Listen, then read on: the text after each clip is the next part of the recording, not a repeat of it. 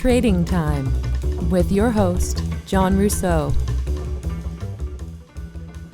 Mike Pellegrino. Holy. This is the tip of the iceberg. This is the tip of Mike Pellegrino. Mike is going to be a guest with me, hopefully on a regular basis. He is a master craftsman. He's also a master philosopher. The more time I spend with him, the more I feel as though that he's picked the wrong career path. I also describe him to people as the Donald Trump of Summerland. He's gonna make Summerland great again through hard work and dedication to his family. Enjoy my discussion with Master Mike Pellegrino. He's got everything. Little dinky up front on that left side, but... Do you remember off the top of your head what the main beams were? 24 and change, 24 plus.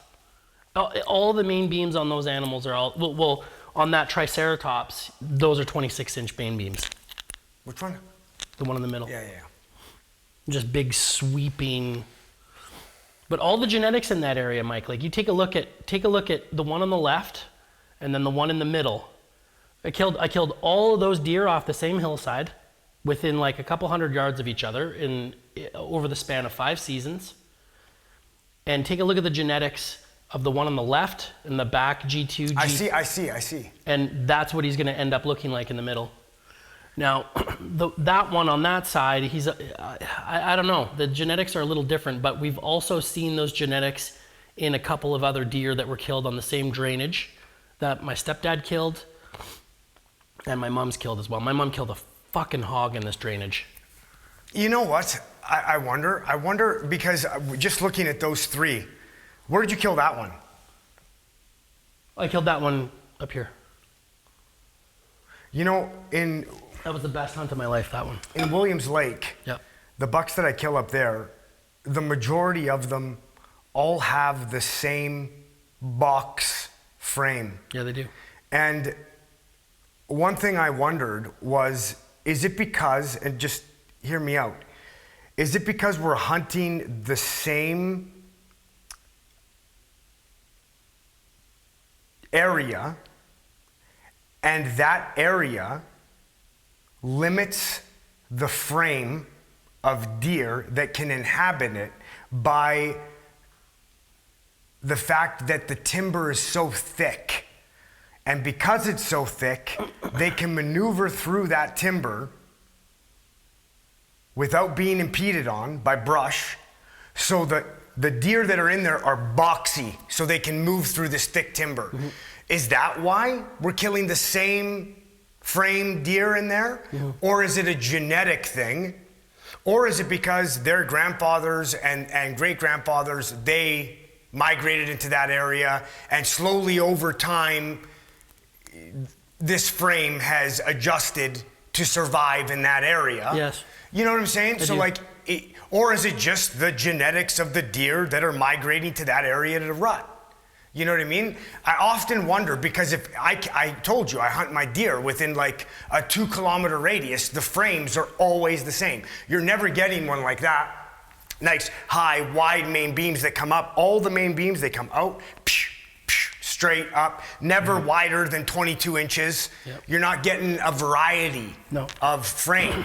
So I often wonder, is it the type of forest we're hunting, the density of it, the genetics, a combination of it all? If we hunted an area close by that was a little more open, would we get wider deer? Because I do see deer that are coming out of region 5 that are beautiful, wide, you know. And where are they getting them? They're getting them not far from where I'm getting them, but they're hunting a different type of country. Yeah. Maybe that type of country holds a wider deer. Yeah, I think it all has to do with root genetics. Because, I mean, yes, definitely the environment is potentially going to shape, as you've said, but I mean, you've seen elk run through timber. I know. Right? I know. I mean, like they're running through like stuff that you can't see your hand through, and they're charging through the bush. I know. At 300 miles an hour. So I still don't understand why I'm not getting any wide bucks, though. Mm-hmm. You know, why am I not? I've never shot a super wide buck. You know what? In this part of the world, I've not seen very many wide bucks, and typically when they are out past their ears, like this, they're crab claws. We got these little. I was hunting 15, 20 years ago, back when the dam used to be the spot. I was prepping my late season archery ground for, the 25th of November. And I was in there on the 23rd, and I came around the corner in my Samurai full of apples. I was just laying out apples in this area above my tree stand. And I came around the corner, and there was this great big wide out past his ears, turning up like this, crab claw with a drop tine, just standing from me to that shelf away. And that's the only buck that I've seen like that in this area with those genetics in as many years as I've been hunting. It's very rare what you're talking about. And I think he was very old, very much like that one, how he's just gonna lay down over time and shorten up. So it's rare. We kill them too young is what the problem is, right? You get too many people in these areas with tags, limited amount of time. They don't have the patience required in order to generate the genetics that we want to see in the area, and we'll kill young deer. Like, that's a young deer. That one right there, the one in the middle, I shouldn't have shot that buck, right? If I was thinking about management, you don't shoot a buck that's like that. He's too young, too much potential. It's very difficult not to shoot that buck because the next person rolling behind you, that buck is down. Yeah, I killed that buck Halloween. He had his nose buried right up a doe's ass, right on the side of the road. Well, I was driving out to my spot. Yeah. Right? So yeah, you're right. Somebody else would have been standing in the same spot. So. Yeah. So it's like, what do you do? And sometimes you don't get the time to gauge. No. You just see frame, and there's 4. Yeah. And you get two opportunities to go out a year now with all the responsibility we're carrying, and it's like, this is sausage for the year. We're not, but the time will come, my friend. The time will come when we are 55 and we will have the opportunity to spend a little bit more time out there, but maybe not. Maybe we shoot that deer again when we're 55. It's just not us pulling the trigger, and it's our child. Maybe it's when we're 65 that we pass on that buck. We say, you want to know what? I've killed 50 of those, and I don't need the meat because I bought a cow. Mm-hmm. So we're going to let that one slide. Or maybe you pull the trigger because you're like, geez, my knee's not feeling very well. Next year I might not be able to go out at 65. Trade-offs, John. Trade-offs. What do you know about those? I know a lot about them. I know that there's no decision in life that does not come with one. That I know. Without one? Yeah. Yeah. Mike, you're a master outdoorsman. You're an accomplished hunter of all the big game in North America. You are a master gas fitter plumber. The work that I've seen you post is of the highest quality in our region and province. You are a super driven, very inspiring individual. We spend a lot of time talking to each other in a week, and I'm very grateful that you would carve out this time at a premium. I know it's at a premium for you to sit down and talk. For the last 30 years, we've been funneling our young people away from working in the trades with their hands. And as a result of that, we are seeing what I would classify as an emergency in the availability of just basic services. And I can remember when I first started tile setting about 17 years ago, the average age of a journeyman in our province was 51 years old. So you do the math. You do the math now, you got people that are coming up on 70. They're going to be retiring. There's never been a better time to be a 40-year-old plumber like you are. Are you concerned about our industry? I am absolutely concerned about our industry and our youth. And what exactly it is that they value when making the decision about what they want to do with their life and their career. I definitely am concerned about that and what that's going to translate into in the future for the fluidity of communities to function properly. Concerns me when it comes to the cost of living, because having such a shortage in our industry, in the construction industry, is going to make our time very valuable. And it's not that we're going to want to be greedy and make a lot of money, but we're going to have to balance our lives. And like I've alluded to you before, you know, Christmas time for me is a very difficult time because I have to pick between spending time with my kids or the old lady who has frozen pipes and no heat. And my wife's like, you know, every time Christmas comes, it's like we always get a fight between your job and spending time with the family. I don't mind playing the hero from time to time, you know? So if I have to go out there and give her heat, I will, but it comes at a cost. And usually, if I'm getting called out during Christmas time, I'm not charging money to compensate for what I'm missing out on in the Christmas spirit, you know? So I'm not going out there to make $300 an hour. I'm going out there to help this old lady, you know? That is one of the very interesting things that I had not considered about your trade versus my trade. And you said to me, nobody is in an emergency to get their kitchen cabinetry done. But when you have a leaky pipe, this is a catastrophe. Or it's frozen. That needs to be remediated immediately. Yeah. And so that's where Superman needs to jump into action no matter what the time of day.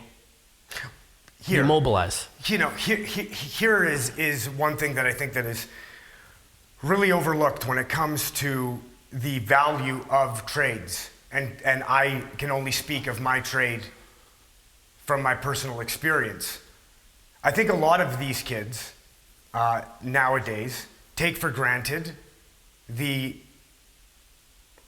basic necessities of life that if we had to go more than 48 hours without them during a specific period or season, would be detrimental to the quality of our lives. And when we're talking about a shortage of trades, plumbers, for example, if the heat goes out and it's minus 40, I am a hero because you have an infant child and you have no heat and it's minus 40. And to speak on that, you know, the people that end up in those situations, unfortunately, are the people that are not the most financially stable. People that have a lot of money, they tend to have their house in clean working order. Well maintained, properly built, enough insulation, potentially a backup system integrated into their infrastructure. If I had the money, that's what I'd be doing. I'd have backup systems everywhere. I do, you know? So then the question becomes, well, if I don't go give this lady heat, or I don't go unfreeze her pipes, or I don't stop the water from flooding, it's gonna make her life a hell of a lot worse. And the point that I'm trying to make is that when you're trying to analyze a situation and the potential for catastrophe, you have to take a look at the extremes. And with everything going on with the climate and these extreme events that are occurring, there may be a time where we do need a lot of people available to fix a lot of different things. And if we don't have them, we could potentially find ourselves in a very dire situation. And I also feel like the trades are not being displayed as a honorable career. A respected option from a career path perspective. Yeah. I don't see that definitely from the youth's perspective. I see a culture that is breeding complacency, laziness, the quickest way to a dopamine hit with the least amount of work possible. You know, what do you want to be? I'd like to be a YouTuber. Right. And I read an interesting stat the other day that 60% of children under the age of 15 in the US, I don't know if this is a true stat, but I read this stat. 50% of children under the age of 15, when asked in the United States of America, what do you want to be when you grow up? Answered a YouTuber. The same poll was had in China and Russia. And the response from those children were primarily engineer and astronaut. Yeah. So what does that say about our culture? Well, we've been hijacked by a propagandist media organism. Typically, if you were to have a YouTube channel, it would mean that you were doing something valuable enough that other people would find value in it, that they would tune into your YouTube channel, glean the information required, and then implement it into their life, right? I mean, I guess influencers do that. Look at this handbag I have, look at this shirt that I'm wearing. You too could look like this if you dressed in this combination. But I mean, typically... That's part of the problem. That is, exactly. We're using YouTube, the greatest medium of education of all time, in my opinion, because essentially you have the potential to stand in front of a world-class lecturer for free whenever you feel like it, at your disposal. So I look at that and I go, if we're not using those mediums to spread the information required to have an easier life on this planet, we're using it for the wrong reasons, I think. I would agree. I don't believe that you should have the feeling that you should become a YouTuber without a skill set that made the people around you tell you should have a YouTube account to show what you're doing, because it would be a shame if a lot of people didn't get to see this. Yeah, that's right. So the YouTube channel should be predicated on something tangible that you've... Merit. Yeah. Merit. Absolutely. Absolutely. Actual merit, not just consumption. I went out shopping, I put this outfit together, I'm special. I'm an influencer. No, I cut down a tree and made a house out of it. That's... Or anything. Yeah. Anything that you could attribute a lot of effort, energy, and thought to, and manifested something into reality. YouTube, I think, is an ultimate statement of how reliant we've become on this massive infrastructure that has been put in place by tradespeople. You know, we have the largest demographic of tradespeople in history getting ready to retire, right?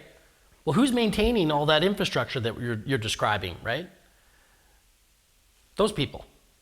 So if we're not replacing them, we don't have YouTube and influencers anymore. There's no time for that, right? And I think that's what we're looking at. The influencer YouTube society is predicated on the fact that we have the infrastructure in place to support this frivolous endeavor. If you don't have that... Well, everything is, though, John. Yeah, that's right. Everything is. Yeah. And I think the idea is to have artificial intelligence try to... do the heavy lifting. Yeah, and by doing that, they cut you and me out of the equation. And then by cutting you and me out of the equation, they can leverage control, essentially. If they don't need us to manage the infrastructure, then we have no input, really. Right. So that brings me to one of the things I wanted to talk about, because it kind of looks like that's where that's heading if we're taking a look at the mass exodus of our tradespeople from the workforce, coupled with the fact that we haven't been replacing them at a reasonable rate. Our birth rates are down, so that's further exacerbating our problem. And you get to the point where, and I've heard this talked about in various media circles, about demographic collapse and how quickly it can happen. Oh yeah, well, it looks like our population's rising, but in fact, if you take a closer look at it, we don't have a birth rate replacement that's going to keep up with how many of these people are going to be expiring. And so I guess what I'm wondering is what constitutes a culture, a society, and what is left after a culture or society collapses, typically? Do you ask me my opinion?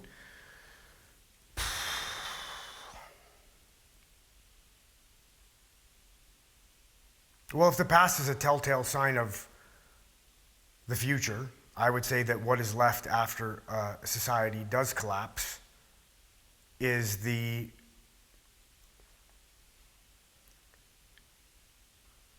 expression of self by the individual, a collective individual, manifested in the vaguest sense, art. And by art, under that title, would obviously and primarily be the architecture, the construction, the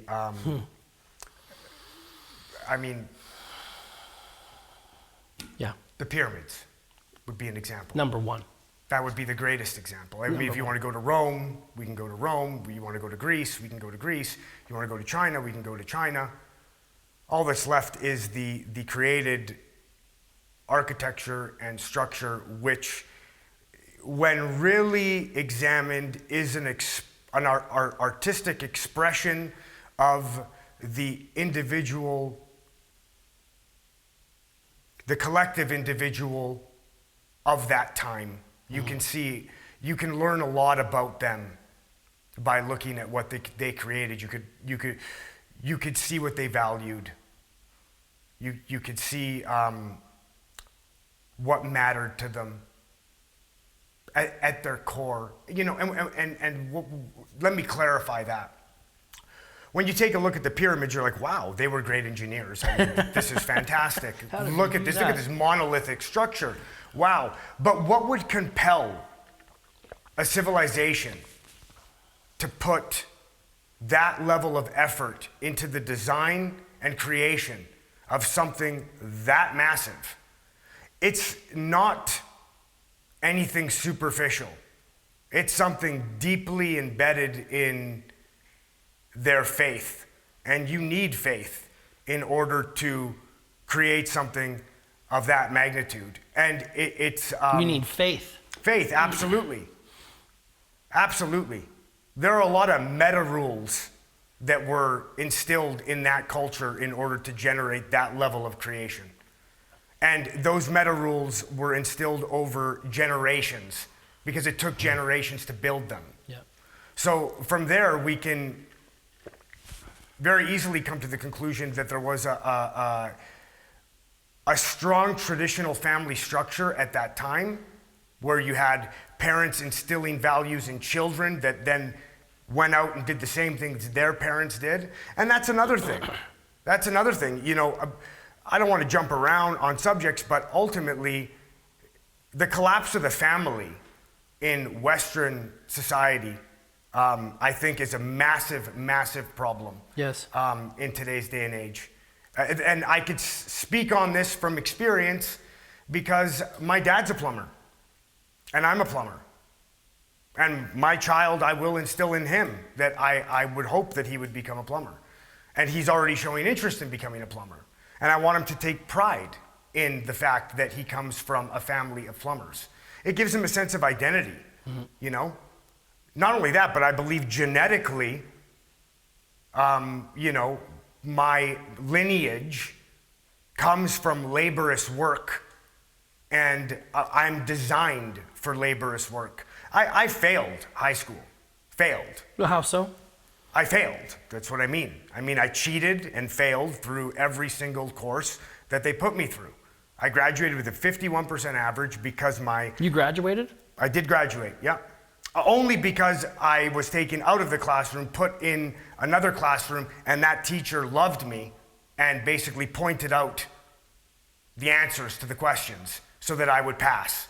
And that's ultimately how I graduated, you know? But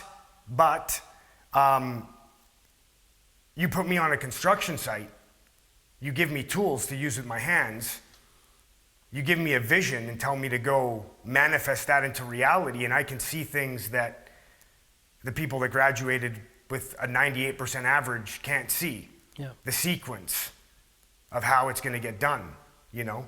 The ability to overcome resistance when you're about to endeavor on a project like that. Yes. So yeah, you know, to touch back on what we were discussing earlier regarding what is left after a civilization, I think that what is left is a representation of the individuals of that time and what mattered to them. Yeah. And I think one could say that the longevity of the structures created is a representation of the will and hardness of the people. Beautiful. You know? Beautiful, Mike. But this is what I'm saying, though. This is exactly what I'm saying. So you're saying that the more effort that went into the construction of these temples or cathedrals, or even if you look at like the European hillside, the barns and the stone structures and to help with farming, these large annex buildings similar to this building that we're in right now, the greater those buildings were, the stronger the sense of community, the stronger the family. Because why would you build something if it wouldn't be available to your lineage to enjoy? Why would you materials are at such a premium when you're working with that level of technology. Why would you waste your time? And so when you see these barns in Europe that are like 600-700 years old, or these churches in Finland that are like 1,000 years old, 1,200 years old, you're like, these people took what they did very seriously. They had a window into the future. Yeah. So when we see the type of lick and stick architecture that we have in our communities, houses that like fucking melt into the ground after a couple decades. We just take a look at the 90s. Yeah. Let's just take a look at what was constructed in the 90s. And you know, that is a direct representation of what was happening in society and culture at that time. They were offshoring all of our jobs, closing down manufacturing facilities and sending all of our highest paying jobs to Asia. They were also experimenting with new building techniques, our R2000 or whatever, like they were doing, trying to build these fancy houses, new materials that failed. What's the fastest and cheapest way to construct this building? As opposed to, what is the hardest material to work with and the most difficult design that will last the longest? Labor is not a thing. Like how long or how hard this is going to take, or even if it's possible, is not an issue for us. The question is, are we going to get what we want at the end? We'll find a way through the granite. Oh, but there's no granite here. Well, then we'll carry it 400 kilometers by hand. If we want the granite, that's what we want. Because it means something. It represents something about us. Could you imagine what people would say 4,000 years from now if they seen where we got this rock pyramid from? and there was no granite quarry around for 400 kilometers? Right. And they seen that these chambers were made of granite? They're gonna think we were from heaven. And sure enough, we do. We still don't know how they did it. That says something about them. That says something about them that we can't even really put our finger on. And I think that I mean, we don't have to be the Egyptians or the Romans, no. But I think pulling from that idea and instilling that back into our culture, our communities, is a step in the right direction to solve a lot of the problems, including getting the youth involved in these trades that were very short. And I'd like to make another thing very clear, that I would have been successful at anything that I decided to do, whether I graduated or not. You could have, if I decided at 19 that I wanted to become a doctor, then I would have been the best doctor there is. If I decided I wanted to become an engineer and I made up my mind that I was going to be successful in that field, I would have been successful in that field. I think that success is I think a lot of these kids steer away from trades because they have an idea of what success is. Right. Or how success is represented in our culture. And success is represented in our culture, if I may interject, by doing not much and making a lot of money in the process. Yeah. Yes. Yeah. Then you've got it solved. But I would push back against that, and I would say doing what's hardest and most fulfilling and getting paid a fair amount for that gives your life meaning. And ultimately, without a sense of meaning, success is cut off at the knees. So you're saying that the hard work that is a prerequisite for being successful in the trades is part of the currency that we are paid in. Yes, we're paid in money, but we're also paid in that sense of accomplishment that we get afterwards, and that is potentially can be as inspiring as getting a big paycheck. Because I mean, what do we do when we get a big paycheck? Yeah, we pay our liabilities and make sure our family's fed and all that, but typically whenever I have any money left over, it goes back into tooling. Thank you. So that I can do other cool forms of work that are very hard and challenging, right? Well, to speak on that, let's talk about confidence, because I think that has a huge part to play in the lack of motivation for these children to enter into the trades. And what I mean by that is this.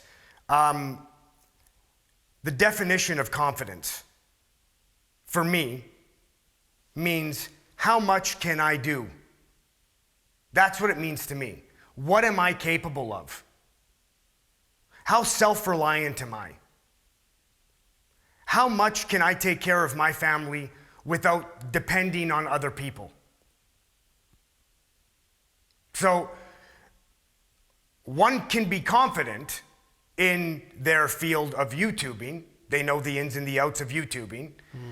But at life's core, when we take a look at the essentials of life, the necessities of life, that skill set's not really applicable. No. This is my point, is that a lot of the fields that these children are going into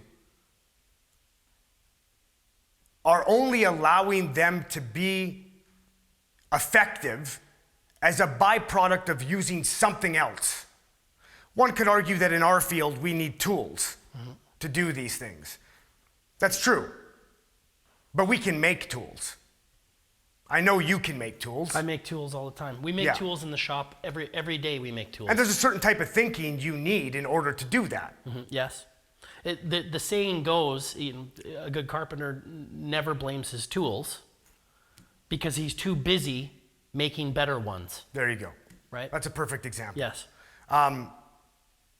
So being able to use your brain in business, being able to use your brain and your thumbs at the same time, using your thumbs alone, for me, is the best approach at having self-confidence, because there's no facet of life that you can't attack. Right. I use my thumbs and I use my brain. My thumbs keep my body in shape, and that keeps my mind in shape. Yes. So yeah, it's a very symbiotic thing. Absolutely. We've talked about this previously about workaholism and how our workaholism potentially gets in the way of our ability to spend time with our family and maybe explore some of the other things that we could potentially be into. Because I've posed this to you as a question. Is it because we are fascinated with watching ourselves work? Like when I'm building something and my thumbs are moving and my hands are doing something, this is a fascinating thing to see. Are we addicted to production? Are we addicted to building beautiful things? Are we addicted to watching ourselves build beautiful things? It's just all like theoretical questions, but I don't think they're theoretical at all. I don't even think they're questions. They're truths. Absolutely. Yeah. Absolutely. And to speak on, I mean, we're jumping all over. We here. are. We're everywhere. But you want to know what? Who gives a shit? Yeah. Because at the end of the day, if we're going to talk about today's youth and why they're not heading in this direction, there's a number of reasons. And we're going to get philosophical here with it. But to speak on what you're talking about, are we infatuated with watching us create? Fuck yeah, we are. You want to know why? Because there's a piece of a human being that is connected to creation. And I feel, I don't know how other people feel, I don't really give a shit how other people feel. I know what I've experienced in my life. And what I've experienced in my life is more real than anything. And I've never felt more fulfilled than when I've created. And if I am built in the image of God, and God's primary purpose is creation, then when I emulate the God that created me, I feel fulfilled, and it gives my life meaning. So, fuck yeah, absolutely. You are infatuated with your ability to imagine in your mind, see it happening, the sequence, and going out there and executing it and manifesting this thing into reality. That's where I get fulfillment, you know? And these kids today, they're not getting fulfillment out of that. So we have also talked about the bait and switch. You have talked about this quite a bit in our conversations, the bait and switch with pornography, for instance, right? We have a wiring. It is predisposed to the female form, right? That really gets us going, right? We could potentially use pornography as a dopaminergic distraction. In order to get there, right? But it's cheap and fake. Well, it's undeserved. It's undeserved. So let's now take that same principle and turn it over to the youth. And I hate to say this because I played video games as well as a kid, but take a look. You're doing the same thing. You're going through the motions. You're using your thumbs. They're coordinating, hand-eye coordination in your brain. You're doing something beautiful on a screen, but it's not real. It doesn't exist. There's no, oh, I did that thing with my thumbs and got that illusionary dopaminergic reaction in my brain, but it didn't manifest itself in anything tangible. So it's a bait and switch, just like pornography. It's exactly the same thing. It's the same fucking thing, right? There's no fulfillment. No. Well, there is a very limited amount of fulfillment that is not enough. And that's why when you see, like you were talking about, people having too much screen time leads to depression. Well, why the fuck do you think that is? Because there's no sense of actual accomplishment. And this goes back to a very ancient saying that a man does not live on bread alone, right? We live on accomplishment. We are creatures of accomplishment. And if we're not accomplishing something tangible, and we haven't been investing in a tool package, then our level of happiness, I think, I would propose that our level of happiness is capped. And that's why, I've always bought tools. I think a better way to say that is our level of happiness is short-lived until we meet with unhappiness and have to perform the same action that created that short-lived happiness. Because after you're done playing a level in a video game, you're like, yeah, you get a couple pats on the back from your buddies who might play the video game as well, but then what? Mm-hmm. It's not worth anything afterwards, Do you right? take anything with you? No. So and then the question I have to ask you is this: is the skill you learned playing the video game with your thumbs on the remote control, is that transmutable to any other facet of your life? Absolutely not. The skills that you and I apply every day on our job, is that applicable to any other facet of our lives? Yeah. How about just the simple usage of our biceps on a daily basis that allow us to pick up our kids and throw them in the air or keep us in shape? Or if we're going for a walk and something crazy happens, or you're driving down the road and your car breaks down, that you can carry your kids 25 kilometers to the nearest town because you're in shape. Yes. Instead of having a gut with, a bad cardio and you're rendered just as useless as your infant child at 40 years old. Yes. Come on, man. Yes. There is something to be said about the trades that we're in, and it's no fucking coincidence that Christ was a carpenter. Oh, Michael. Yeah. It's it's no coincidence that he bared a very heavy load. Ah, beautiful. Beautiful. I think that playing video games and trying to become a YouTuber is setting these children up for a psychological disaster. Yeah. Later on in life. The challenge the challenges that I set before myself, often I'm unsure if I can accomplish them. I don't know if I can accomplish them. So you're saying that you potentially say yes to things in life without the full understanding of what you've said yes to and committed to. You just know that because you have a common thread of knowledge, which you see traveling through different disciplines, if you say yes to something, chances are you can do it. This is what I'll say to you. I have a tool chest in my mind. I have a shed in my mind filled with tools that I've acquired over my life. These are theoretical tools. These are tools that I can apply to my life and help me get through anything. They're tools that I can apply to a task or an idea that I've come up with in my brain about building something, let's say. The sequence, how I'm gonna maneuver this alone. I'm gonna use a come along here, I'm gonna do this. I'll find a way, leverage, things of this nature, right? There's those sorts of tools that I've learned through experience in trades, but those tools have translated to philosophical tools as well. Because the same lessons you learn when constructing something, you can apply philosophically to your life in a metaphysical way. Yes. I have both sets of tools. So when I have an idea about something that I want to chase after, something that I want to create, I don't really know exactly if I have all the tools to complete the task. I don't know if I can do it, but I do know, or I don't know if I have all the tools I'll need to complete the task. But I do know this, I have enough tools that I can use 2 or 3 of the ones I do have to make a new one I'll need to complete this. Yeah. And that's where you find yourself. That's where you get to know who you are, by pushing yourself to those limits of what you believe is possible for yourself. And oftentimes I find myself chasing that place, being in that uncomfortable position. Just to see what you can do. Just to see if you can get yourself I want out to know of it. what the limit is. Yeah. I want to know what the limit is. That's what I want to know. There is one.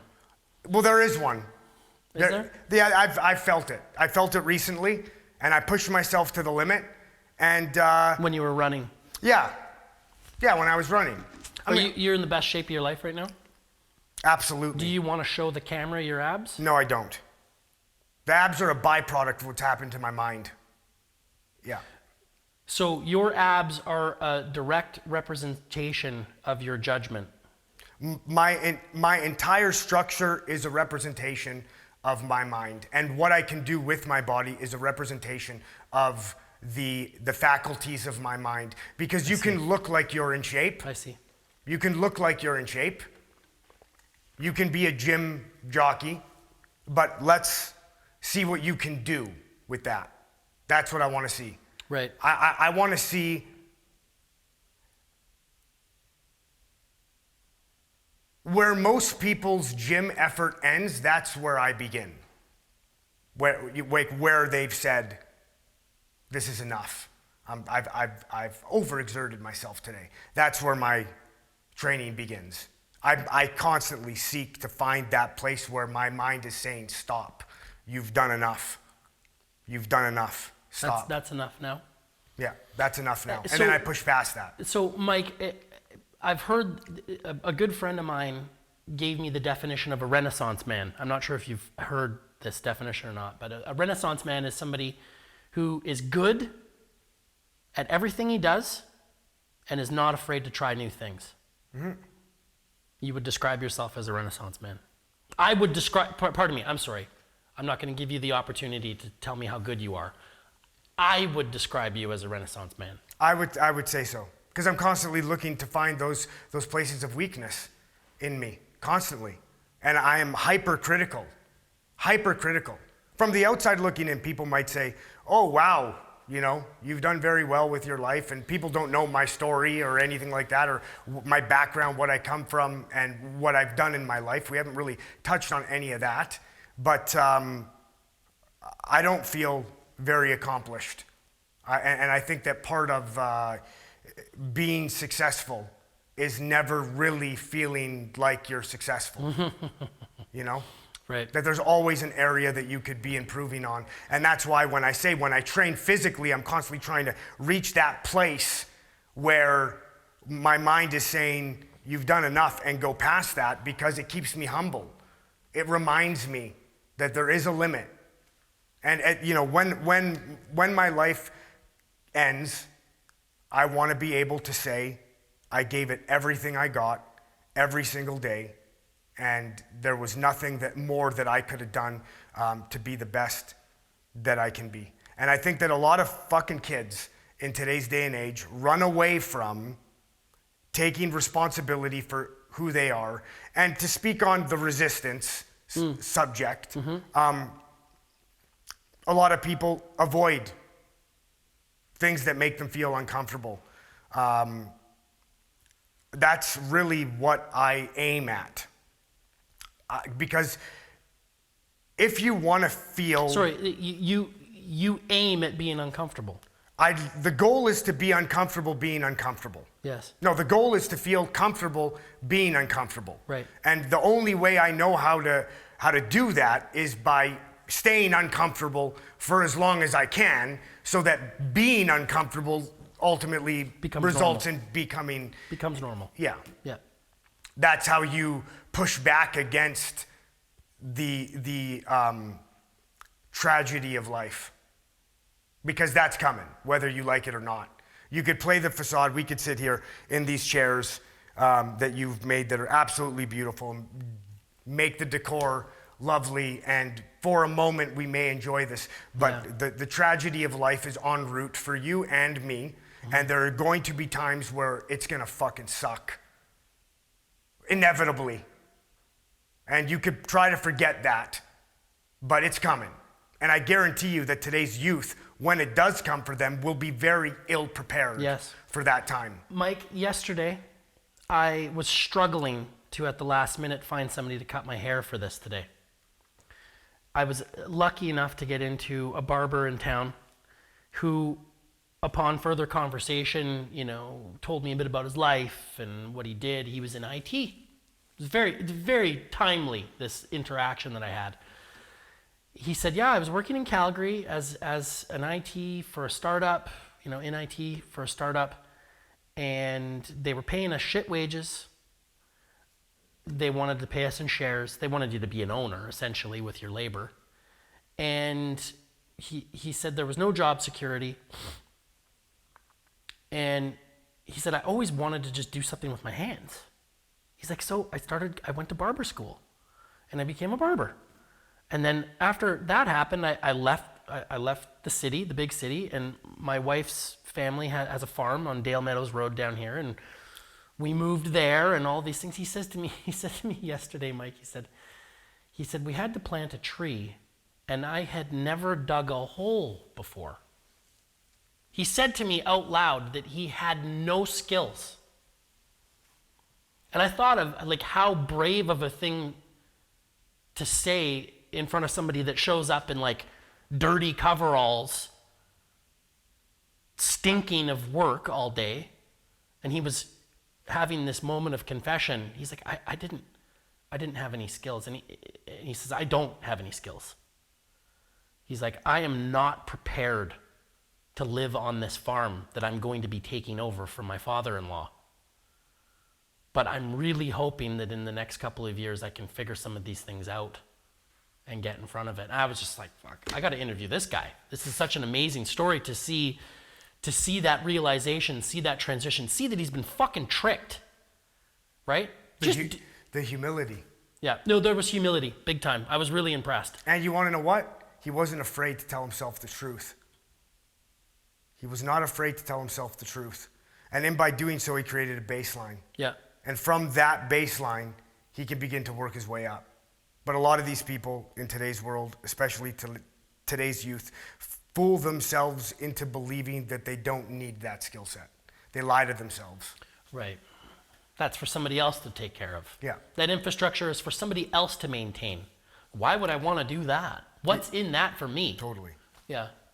For me personally, I find fulfillment and confidence and self-knowledge in the progressive approach to being as self-sufficient and self-reliant as humanly possible. My life is not an easy life. I work very hard. I have a lot of responsibility. I have a lot of weight on my shoulders. And I have to carve out time daily to go find a way to make my life harder for myself. I wake up at 4:30 in the morning every day before my wife and kids are up so I can uphold that responsibility to the fullest. A lot of times I don't get enough rest, enough sleep. I wake up, I lift weights so that I am in good shape to go lift more weights when I go to work. Then I go for a long run, not just no 5K, like a 15K, oftentimes with a weighted vest just to make it more difficult. And I'm back home by 7:30 to feed my kids breakfast, give them a kiss, and send them off to work, or send them off to school, I off to work, and oftentimes people say, what are you training for? Are you training for Ironman?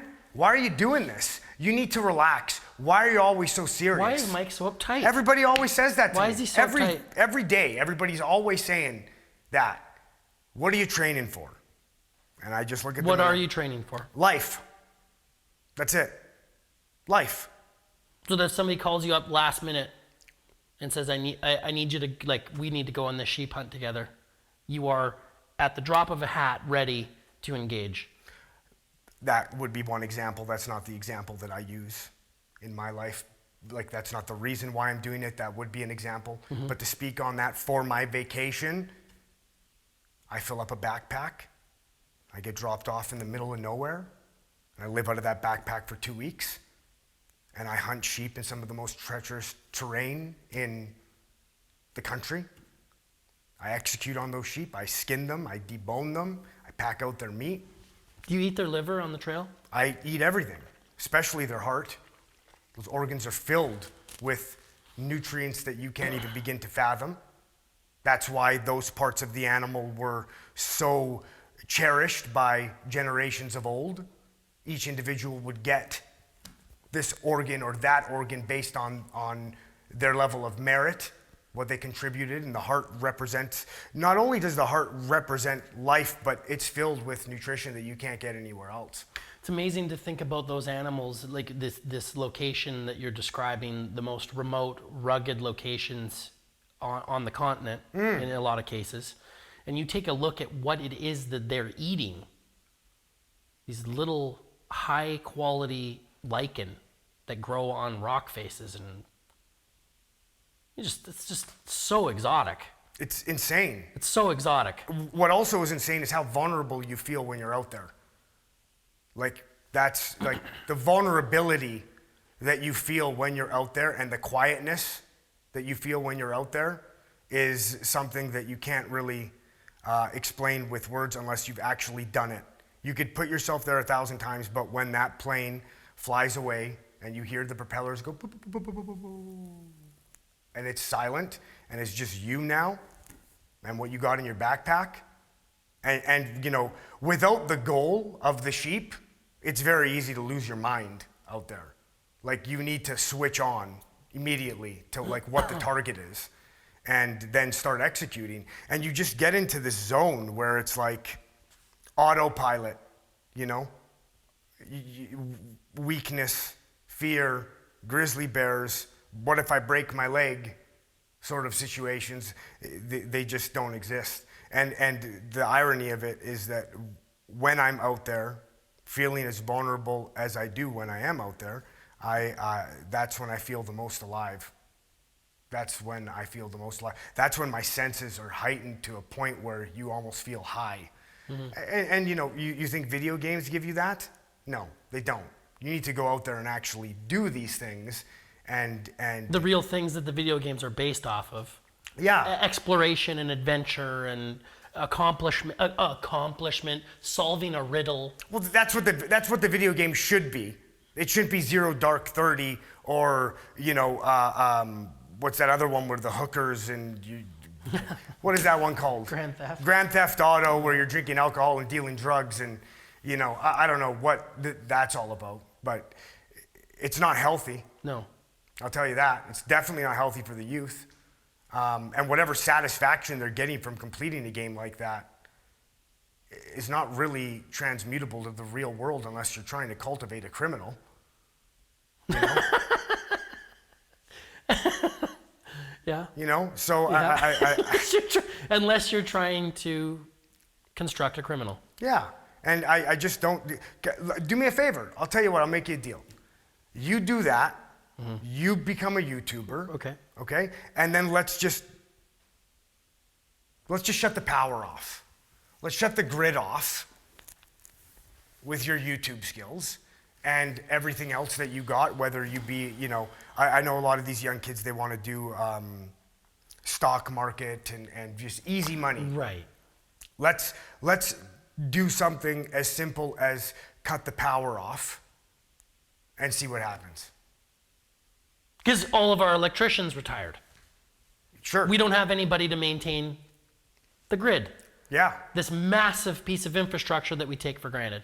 Every day, especially, this is what these people forget. All these things that, if my job, the water, the heat, right. You shut these things off and we're in the fucking dark ages with no clean water, and we're shitting and pissing around our house, which starts to cause diseases that the people in the 1700s died from. Billions of people, millions of people died from these diseases because we didn't have cleanliness.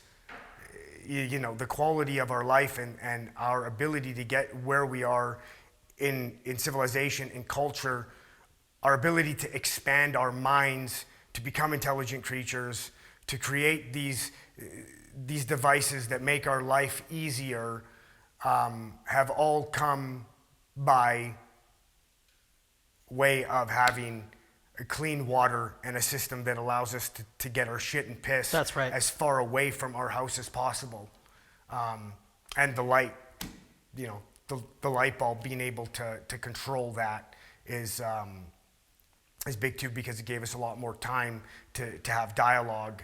And that's another thing that's on attack here in this country, in the West, is our ability to have a conversation and the willingness to disagree about things, but try to find some common ground.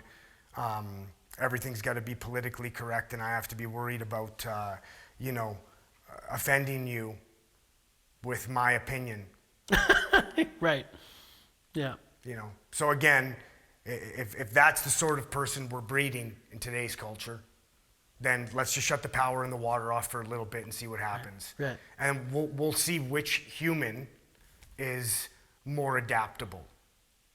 Because if we shut the water and the power off for 6 months, we're going to eliminate the parts of humanity that are useless. Or frivolous. Yes, that which we've been discussing. Right? Yeah, you will distill down the necessity of our experience on the planet very quickly through the, yes. Yeah. Yeah. No, I agree. And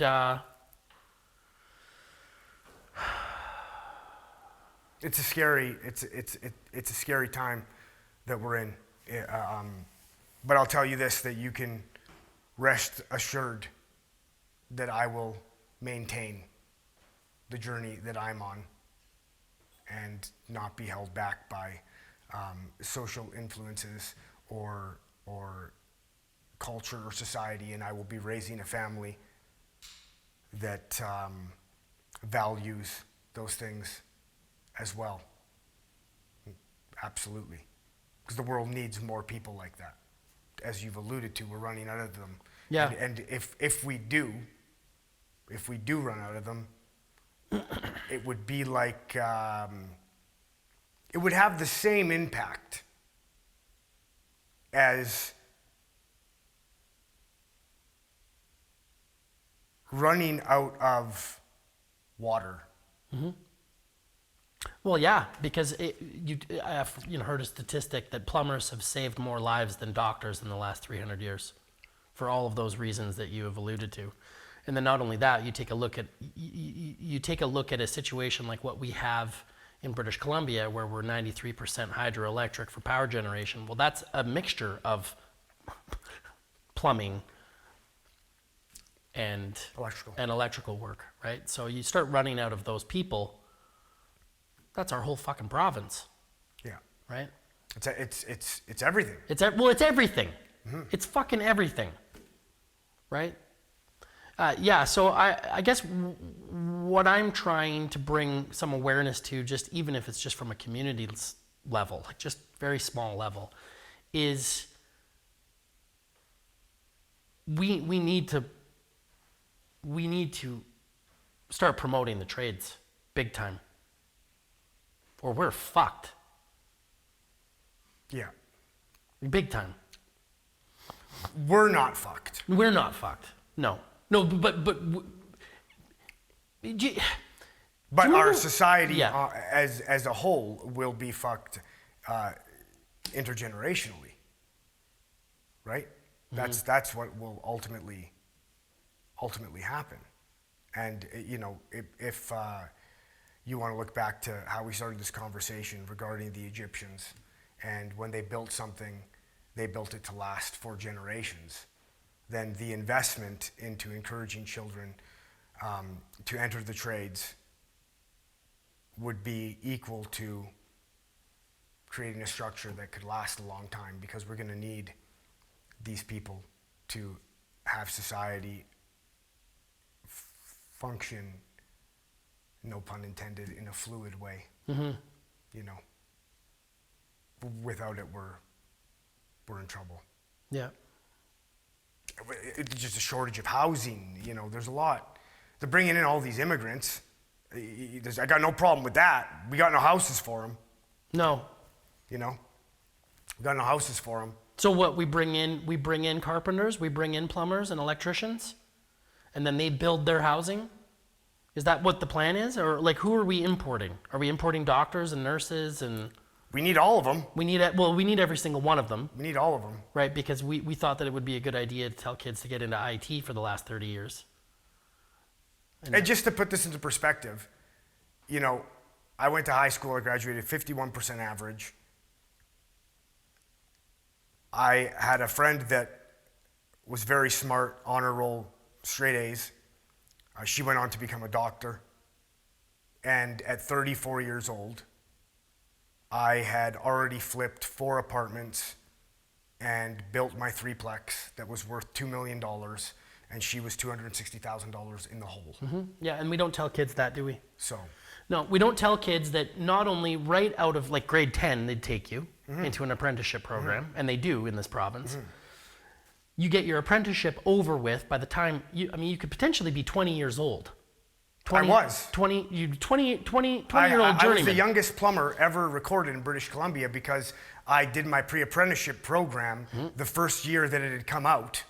And my dad was a plumber, so I had all the hours for first and second year. So he indentured you? Yeah. Yeah. And I came out of high school as a second-year apprentice. That summer, at 18, I did my second year, so I became a third year. The following summer, I did my fourth year. Good for you. And at 20, I was fully certified and ticketed. Yeah. Fully certified, ticketed, able, if you wanted to, start up a corporation. Absolutely. Lease a van, Absolutely. fill it full of tools, and charge out $120 an hour. Yeah, and do that for 4 years and then decide, I don't want to be a plumber. At 24. At 24. You want to know what I want to do? I want to become an engineer. Go to school for 6 years, come out of engineering school. I'm 30 years old. I'm an engineer. I have my plumbing and heating ticket. You cash flowed it all, no debt. Yeah, or I become a real estate agent. I service my own, it's just an endless array. There's such there's a whole bunch of meta skills that you learn through getting a trade, that it's not even about the trade or the ticket you end up with. These people, they have the idea or the concept that when they get a ticket, well, I'm gonna be a plumber forever, the rest of my life. Yeah. You're not, because if you're smart and you become a plumber and you save your money and you make the right investments, and ever since I was a young kid, even though I was just a plumber, I know a lot of tradesmen that just accept the fact that they're a framer. And well, that's your job. That's your job. I'm a framer. I don't need to look. And when I'm on the job, ever since I was a little kid, I focused more on what every other trade was doing than me. Like the tile setter and the electrician and the framer and the roofer. I watched everything all of them were doing. And I said to myself when I watched them doing it, I could do that better than them. I am better than them at their own trade. I'm faster than them at their own trade. And I just learned and learned and learned. So by the time I bought my first apartment, I did it all. Yeah. So I have a good friend who said to me years ago, yeah, well, I'm a journeyman and I got 25 years of experience. And his thought was that, no, you don't have 25 years of experience. You have 1.5 years of experience, or 1 year of experience 25 times over. Yeah, exactly. That's how skilled you are. Exactly. Right? Versus your mentality, where if you're constantly gleaning information and it's fascinating to you to do so, then you truly do have 20 years of experience in the industry or more. Well, you've worked with me. We've built houses before. My experience in plumbing is but a small part of what makes me valuable to your system. Truly. Because I know all of it. So when I'm doing the plumbing, I'm thinking about every other trade. When we're doing the underground, I know what's going on with the footings and the foundation walls and the insulation and the rebar and the pour. And when we're doing the underground, I want to know what size the trim of your door is. Yeah. Because I see that already. That's what makes you good at what you do. Having a vast knowledge of all of it. And that same approach can be applied to life. You know, I'm not just a plumber, but I also want to know a lot about nutrition and health. You know, I'm not just a plumber and want to know a lot about nutrition and health. I also want to know how to be a good farmer. You know, there is no limit to the knowledge that I want to absorb. I want to absorb as much of it as possible. And the more knowledge that you can acquire, the more you see that all knowledge is interconnected. And it's a compounded interest. And then you can begin to see that you can extract certain formulas from farming that are applicable to finances. And those, I think, are the most valuable little meta rules that you can apply to your own life and give to your children so that they can understand how that works. Like, you know, the ant and the grasshopper, right? Yes. Yes. But there's a reason why Jesus always looks to gardening for his metaphysical rules, right? There's something to be said about that. There's something to be honored about hard work and getting your hands dirty.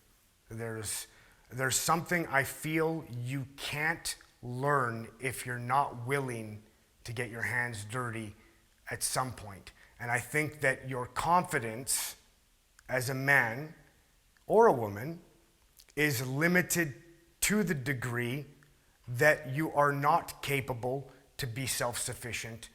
An example would be the barber that said he can't dig a hole. How confident can you be if you don't know how to grow food?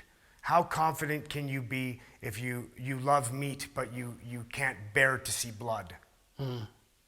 You know, knowing that you can do those things or that you have the stomach to do them is what gives you the confidence you need to be able to say, I'm about to endeavor towards something that I don't know if I can accomplish. But I do know that I've accomplished a lot of things that I didn't know I could. And I intend to find out. Because one of two things is going to happen. Either I'm going to accomplish it or I'm going to learn. One or the other. And I'm going to be better fitted for the next task. You know, the avoidance of failure, I think, is another unwillingness to fail. I think you have to fail. If you're not failing, you're not trying. The unwillingness to take risk. That's, Yeah. I think, the biggest thing that we're struggling with right now. We have this idea that if our children in the next generation choose the safe path, then their life will be safe, and nothing could be further from the truth. This is because the ego is being propagated. This is what's happening, right? The unwillingness to take risk translates to two things as far as I'm concerned. The unwillingness to face fear, or the unwillingness to expose weakness. Yes. Publicly in yourself. People are living more outside of themselves than they are inside of themselves. And I don't really care whether or not I fail. I care more about learning. Because I know that over time that's going to compound into winning. Right?